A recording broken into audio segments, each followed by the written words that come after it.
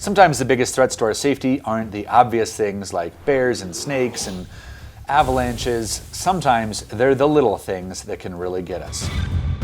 This last month I had a super scary experience where I actually got bit by a tick, got very, very sick, and had a delayed response in getting treatment, which actually was a huge problem. And I didn't realize the risk that I was putting myself into. So today on the channel, I want to be talking about safety from ticks, how to avoid them, and what to do in case you do get bit.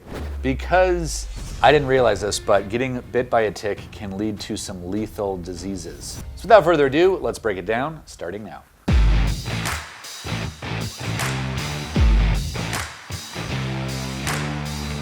Before we go any further, I do want to give a shout out to Mystery Ranch, who is a sponsor here at Backpacking TV.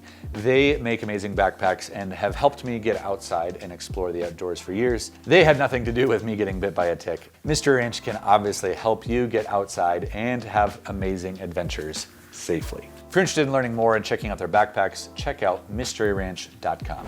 So here's the deal. I was backpacking in Montana with my partner Christy and our dog. We went up into these beautiful mountains that the snow had just freed up. Weren't really expecting there to be a lot of ticks or mosquitoes, but when we got out there, we realized that there were quite a few ticks. We woke up one morning and there was just ticks crawling all over our tent. It was a little bit of a scary, we gotta watch out now. So we had done the tick checks and everything like that and didn't find anything. So came down from the mountain, and about 3 or 4 hours later, I was scratching my back and I felt something, so I asked Christy to check it out. Turns out that I had a tick embedded in my skin. I don't know exactly how long it had been there, but it hadn't really entered my bloodstream yet. It hadn't really burrowed super deep. So Christy plucked it out, and I was like, whew, got it in time, didn't think too much about it. About 3 days later, I started getting extreme fever and chills and body aches, and honestly, I just thought that I was getting sick. That I was having a flu. I'd never dealt with tick diseases before. I live in Arizona. Ticks aren't really that big of an issue where I live, so I didn't really have a good education about it, which is why I really want to be talking to you today about tick safety. I think it's, of course, now that I almost died from it, I have a different perception on it. Now, depending on where you're from, you might be like, oh, I know all about ticks, and this desert rat is a moron for not getting treatment sooner, which in hindsight, yeah, I wasn't very smart about that. I am still recovering. I am not all the way healthy yet. Because I waited 8 days before I started getting on antibiotics, which is a long time, by the way, most information that I found online suggested that as soon as you start feeling something, you should go get tested and maybe just jump on antibiotics before you even know if it is a tick disease or not that you have. Because timing plays such a critical role in how the tick disease will affect you and whether you have some serious long-term effects or even can die from it. From what I'm learning, doctors do recommend that you get on antibiotics if you suspect that you have a tick disease, and then you get the opportunity to confirm that it is actually a tick disease, but you're already on your antibiotic treatment. I waited 8 days, and that was dangerously long. I might have a long road. It's been 5 weeks, and I'm not 100% yet. So I still get sluggish. I still feel tired.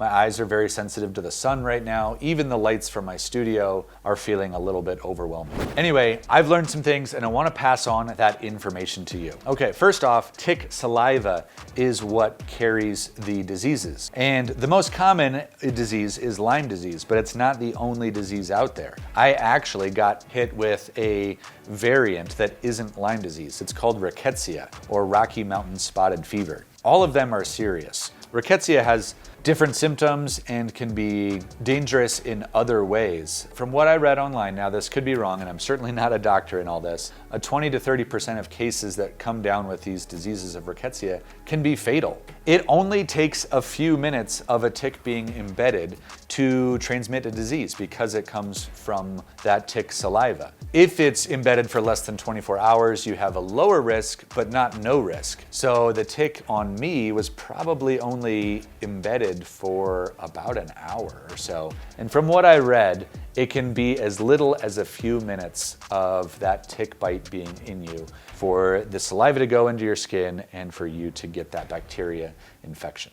So there is something that you should definitely not do when you have a tick that is on you that is embedded already. So there are some myths out there that you can like cover it with petroleum jelly or light it on fire with a lighter and get them to back out. Well, that's actually a really bad idea, because as they get agitated from something like that, they can actually secrete more of their fluids, more of their saliva into your skin and increase the likelihood that you get sick. The best thing to do is simply take a clean pair of tweezers, grab it as close to the head and where it's embedded as possible, and slowly but firmly tug away, trying to keep the head from breaking. A lot of people might get scared that if that head breaks off or part of the tick breaks off, that it means that they're going to get really sick and they're going to get it. And that's not necessarily true. So those left behind parts that may be non-retrievable will back off and emerge much like a splinter will over the course of a couple of days. So what else to look for if you've been bit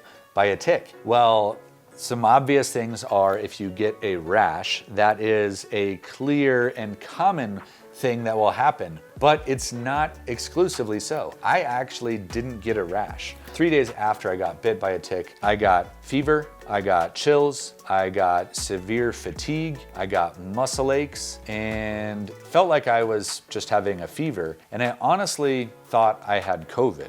But I got a COVID test and it turned up negative. It seems so obvious now that it actually was a tick, but all of this was going on while I was filming a TV episode of Epic Trails. And so there was part of me that was resistant to stop filming. I was trying to muscle through, push through. I just thought it was general flu. So I was like, yeah, let's just keep going. I don't want to stop, which was a bad idea. So I definitely regret doing that. So symptoms to look for are chills, fever, body aches, muscle fatigue, general malaise, rashes, spots. Those can all be symptoms that will point to, hey, you got something wrong with you right now. So one of the really odd things that I had was that I almost became immobile.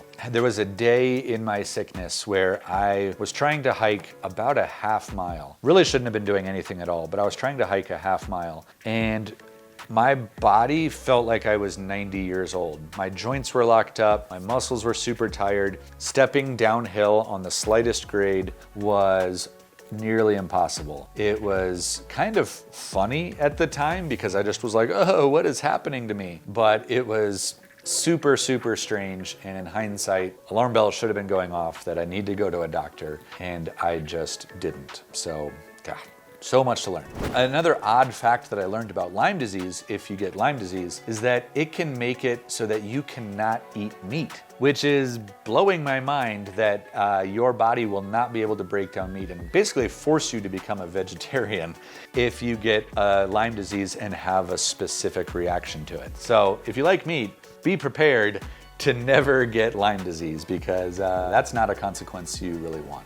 If you suspect that you've been bitten or you've been in an area with ticks, if you have any symptoms, it's best to go to a doctor and try to get tested immediately, but also maybe just jump on antibiotics. Of course, consult with a doctor before you take prescription pills, but that is what I did. But I got a doctor saying, you've got Rocky Mountain spotted fever, get on doxycycline immediately. Don't delay, because it's super, super serious. That's what happens if you get bit by a tick, but what are some just other things that you can do to avoid tick bites in the first place? Well, one of the things that I recommend is to wear long pants, to wear higher socks than normal. Try to reduce the ability for ticks to crawl up on you. That might mean tucking your pants into your socks so that if they crawl up your shoes, crawl up your socks, they can't just go under your pants. They go over your pants, where they're much easier to notice and brush off. It is super helpful to have a partner that you can hike with that is going to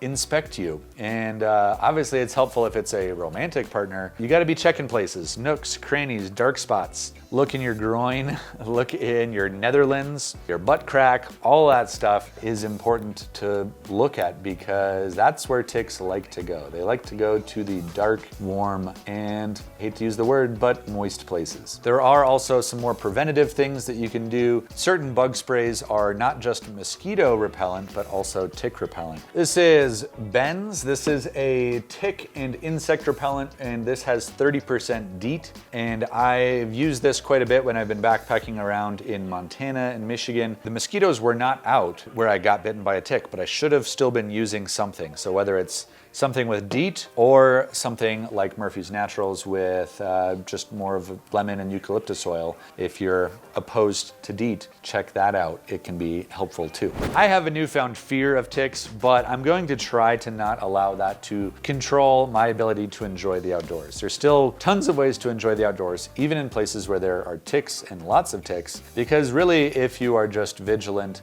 you can brush them off before they get embedded and check your gear. One of the things that I suspect happened to me is that I had a tick on my backpack and I didn't look at my backpack, was wearing my backpack, and it transferred probably from a shoulder strap, went under my shirt and went down my back, and then found a nice spot at my shoulder blade to embed. So check your gear thoroughly if you're in tick country, and before you set off for your day of hiking, that is best practice. This is kind of like a health update, a personal update, and hopefully something that's helpful and informative for you all out there to be aware, because I hadn't had experience with ticks and kind of scared the crap out of me. So many thanks to my lovely partner, Christy, for helping me out with that and potentially saving my life or giving me, before I'd gone even further down the road and having even worse and more long-lasting complications. That's it from me. Simple video. Ticks. They tick me off, and I don't ever want to see another tick in my damn life. All right.